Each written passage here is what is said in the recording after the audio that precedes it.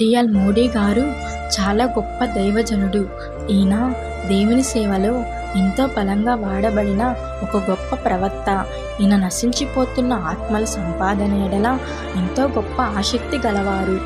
ఒకరోజు డిఎల్ మోడీ గారు నిద్రపోతున్న సమయంలో హఠాత్తుగా లేచి ఆయన దేవునితో చేసిన నిబంధన గుర్తుకు వచ్చి రక్షణ వర్తమానంను తెలియచేయుటకు ఒక ఆత్మను వెతుకుచూ ప్రయాసతో బయటకు వెళ్ళెను. స్ట్రీట్ లైట్ స్తంభం కింద నిలబడిన ఒక వ్యక్తిని చూశారు.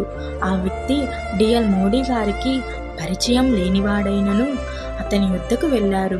ఆ వ్యక్తికి డిఎల్ మోడీ గారు రక్షణ గురించి చెప్పడానికి ప్రారంభించగా ఆ వ్యక్తి చాలా కఠినంగా డిఎల్ మోడీ గారితో మాట్లాడారు. అయినా డిఎల్ మోడీ గారు అతని కోపాన్ని లక్ష్య పెట్టక ఆత్మరక్షణ గురించి కొన్ని చక్కటి విషయాలను ఆ వ్యక్తికి చెప్పి అక్కడి నుంచి వెళ్ళిపోయారు. ఒకరోజు డిఎల్ మోడీ గారు నిద్రపోతున్నప్పుడు ఆయన ఇంటి తలుపు చాలా గట్టిగా కొడుతున్నట్టు శబ్దం వచ్చింది.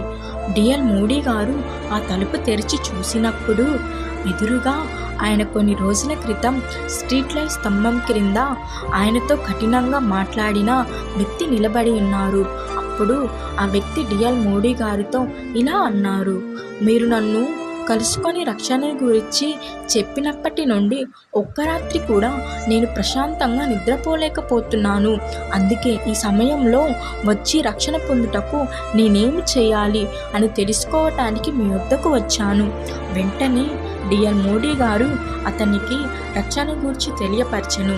ఆ వ్యక్తి సంతోషంగా క్రీస్తుని అంగీకరించి క్రీస్తుని శిష్యునిగా మారెను. డిఎల్ మోడీ గారు మొదట బైబిల్ జ్ఞాని కానప్పటికీ ఆయనకి నశించిపోతున్న ఆత్మల పట్ల ఆసక్తి చాలా గొప్పది. ఆ ఆసక్తే ఆయన్ని ఒక గొప్ప దైవజనుడిగా మార్చింది.